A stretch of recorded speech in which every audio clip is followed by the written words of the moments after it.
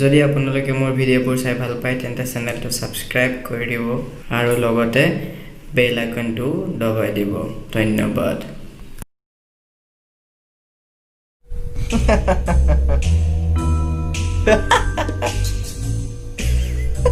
তোৰ পঢ়া শুনা নাই নেকি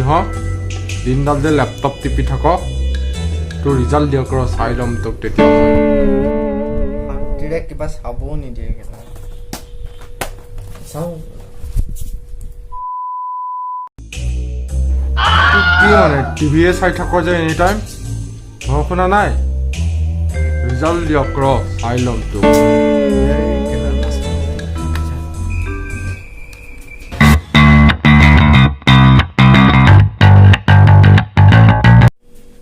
দেউতা তোমাৰ লগত মোৰ অলপ কথা আছে ইমান ভালকৈ কথা কৈছ যে তই আজি তোক মানে পইচা লাগে নাই মোৰ তাত 1 টকাও যা আপোনাৰ লগত মই এখন সদায় ভালকৈ কথা পাতোঁ বহুত ৰেচপেক্ট কৰোঁ আপোনাক মই ক কি ক'ব লগা আছে জলদি ক দেউতা মই ক'ব বিচাৰি আছিলোঁ যে মই কি ভালকে ক জলদি মই ক'ব বিচাৰিছিলোঁ মই ভালকে কবি নে কাণতলীয়াই দিম তোক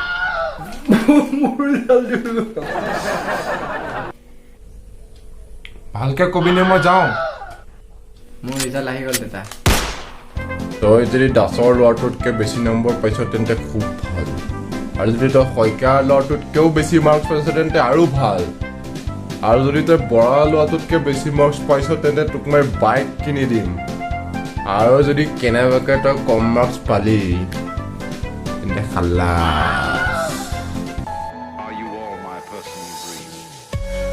বছ দেতা বছ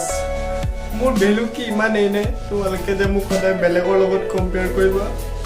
মই জীৱনত ভাবা নাছিলো যে মই এনেকুৱা বেয়া দিন দেখিলে পাম বুলি আপুনি জানেনে দেউতা মই দিন ৰাত এক কৰি কিতাপৰ তলত মোবাইলটোত থাকে যদিও সেইটো নিটিপি মই কষ্ট কৰি পঢ়িছিলোঁ মই দুখী মাজে মাজে টিভি চাইছিলোঁ পাবজি খেলিছিলোঁ মই দুখী আৰু আপুনি জানেনে 12টাৰ পিছত মোৰ টোপনি আহে তেওঁ মই টেবুলত বহি নপঢ়িছিলোঁ যদিও পঢ়াৰ বাহুটো ধৰিছিলোঁ মই দুখী দেউতা আজি যিমানে 90% আনিছে সিহঁতে হয়তো সেইবোৰ কাম কৰিব নোৱাৰে যিবোৰ কাম মই কৰিব পাৰোঁ সিহঁতে পঢ়াত 90% আনিব পাৰে কিন্তু মোৰ নিচিনাকৈ পুৰিয়া মাৰি পাছ কৰিব নোৱাৰে সিহঁতে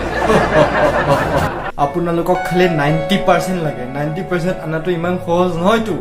খালি এনেকৈ দি নিদিয়েতো যে 90% লয় এইটো কিমান কষ্ট সেইটো মইহে জানো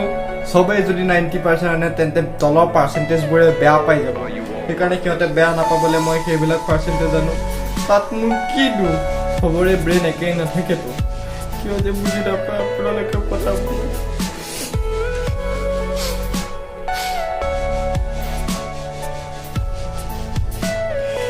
কি ভাবি আছ তই কিমান পাৰ্চেণ্ট পালি জলদি ক কিমান পাৰ্চেণ্ট পালি তই পৰীক্ষাত দেউতা মই 31% আনিছোঁ আগতকৈ 1% বেছি আৰু দেখিছে ইমান গেম খেলিও মই ইমান পাৰ্চেণ্টেজ আনিছোঁ তই ইমান পাৰ্চেণ্টেজ পাইছ আছো না মৰম অকমান কৰি দিব মৰম অকণ কৰি দিব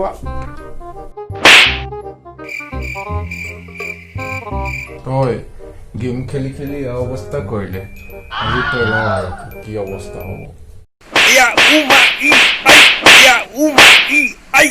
নেখেলো পাবজি নেখেলো 2000 years later